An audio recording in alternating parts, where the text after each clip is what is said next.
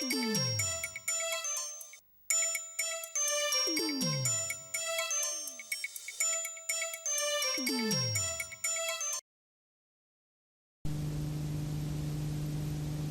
program is brought to you by the Gay Trade Bar.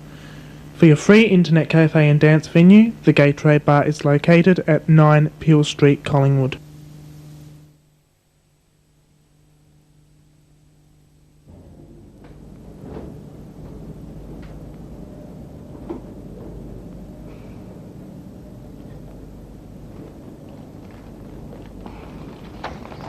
My perfect woman.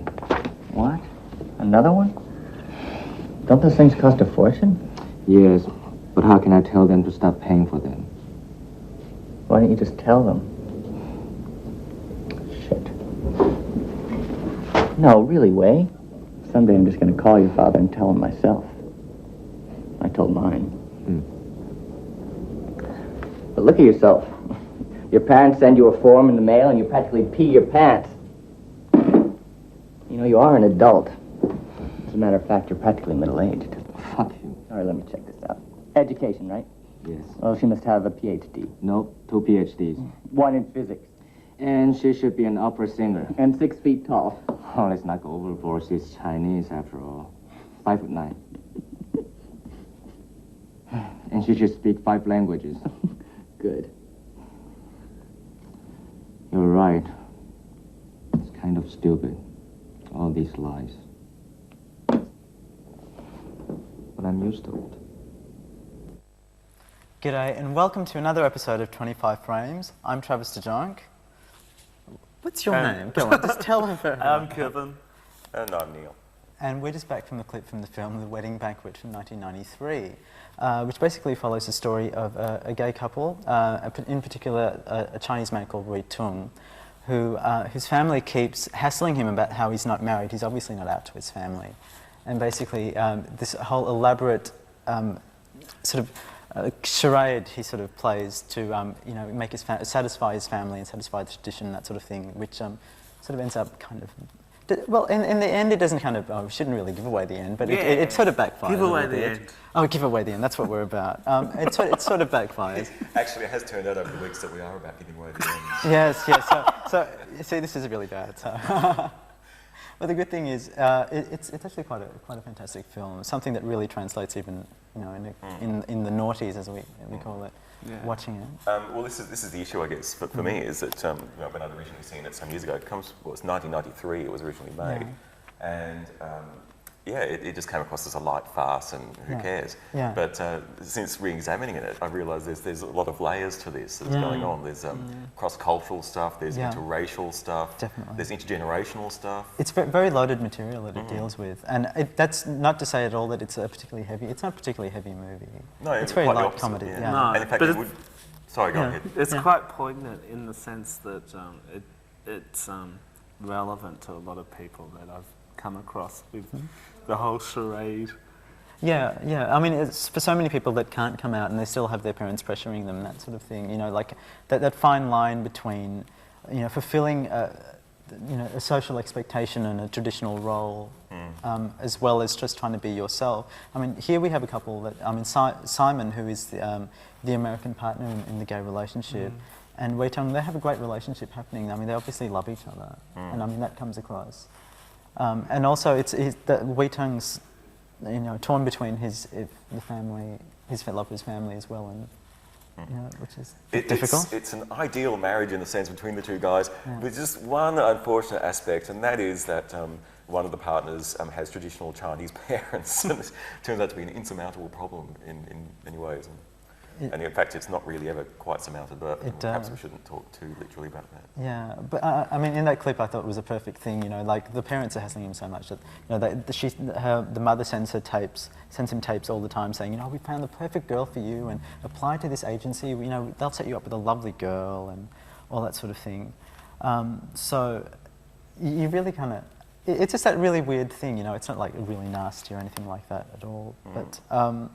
What actually happens in this film is that there's a girl renting from Wei Tung, who happens to own a property. She rents from him, and she gets sort of hacked into this because she hasn't got a green card and is under constant threat by the authorities, by immigration, to be dragged back to Hong Kong. So this whole situation, they set themselves up where they try to get into a sort of sham marriage to satisfy all the parties that way.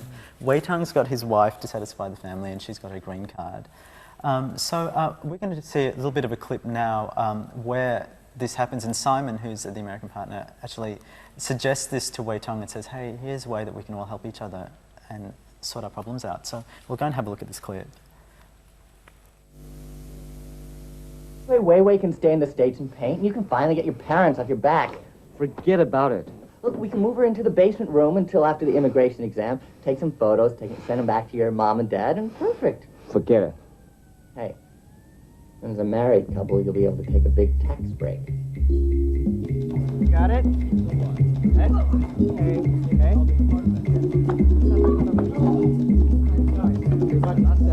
Well, back up. Wei Tung's clothes. Shirts here, underwear. He wears jockey, but he sleeps in boxer shorts. And here, all the stuff he gets from his parents. Mega polyester, but he saves the shit religiously. The couch is his own little world. Here, piles of unread magazines. World Trade, Advocate, UW, no. Fortune, he's such a disgusting yuppie. And, of course, the phone, which he hogs like a total pig. Extra pillows, because he likes to drop off to sleep here. Sometimes I have to practically carry him up to bed. He showers in the morning unless he goes right to the gym, which is usually if he's in a bad mood or we've been fighting. He doesn't smoke or drink unless we've been fighting or he's in a bad mood. And no junk food either. Unless we be fighting or he's in bad mood.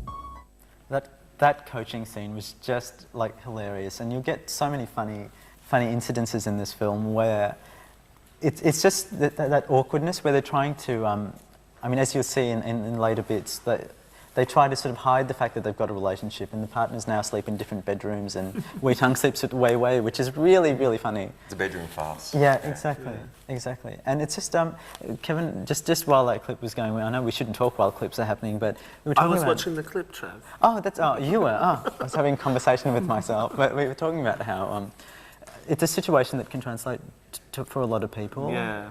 That whole idea of consistently sort of covering up and yeah, like there's like some good friends of mine. I can give you their name if you Oh like. no. Oh, no, right. Who basically had the same situation happening. Yeah. Where both parents aren't allowed to know collectively the situation of their son.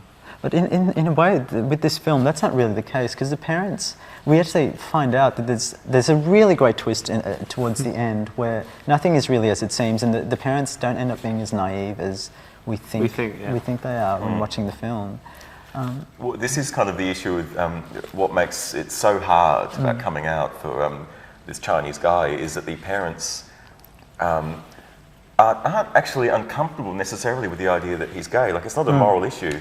It's purely for appearances. Yeah. It's family duties he has to maintain. So he can never really be free of that. He must always maintain his facade. And it's something that we're all faced with in public life. No matter how many times you come out, you always find new situations where you have to come out or decide whether you're going to live with just glossing over and letting things go, because most people will just assume you're straight most of the time, unless you're incredibly camp. But, And certainly the characters in this weren't really stereotyped at all, I don't think.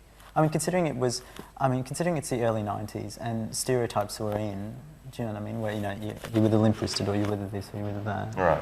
I mean, don't you feel like, this they didn't really seem to have a particularly strong... No, perhaps if we were American, we might pick it up a bit more. Yeah. I mean, they did do a bit of a gay activist thing. He picks up Simon and he's there at the ACT UP table, like some sort of public location. And he's there doing his volunteer work for HIV issues. So. And just the funny thing, I mean, I have to mention this as well, like we were talking about how it was made in '93, and just some funny bits when you look at it, like Simon buys his boyfriend a mobile phone, and it's the size of a brick. It's huge. And now you look back at it now and you just go, old technology, my God. But there's funny bits like that throughout it. But aside from that, what I really liked about this film is that it shows the Chinese characters as actually being quite vocal and loud. Like there's some bits during the wedding banquet where that's during the actual ceremony. The after... The banquet. The banquet. Itself, there's a couple of American people in that crowd who were saying, wow, I never thought the Chinese were this loud. There's a line like that, enough line. and it was really great to see, you know, well, yeah, we have an assertive culture and that sort of thing. You know, well, I mean, that's the bad observer. I thought all these Chinese people were kind of meek and stuff, and then this guy who overhears this Chinese guy says, well, what you're witnessing is 5,000 years of sexual repression. Exactly. So there are was moments just fantastic. where it's permissible to actually have these, you know, big, loud displays. But, Yeah. but I guess that is the case. So, you know, you imagine that another culture is of a particular type of character, but Yeah. when you go there, you That's realise right. that they're full of all different types of people Yeah. themselves. We tend to want the Americans to be loud and the Orient not be, which is bullshit. Yeah. Well, we get to see them being all nice and loud because we're cutting to the argument scene. Thank you for watching 25 Frames again. The film is The Wedding Banquet from 1993. Check it out. It's just hilarious and it is just a great film. So check it out and we're going to cut to a clip and we'll catch you next week. Thanks for joining us. Come on, wait, I know you can cook an egg. Just give it a little thought here.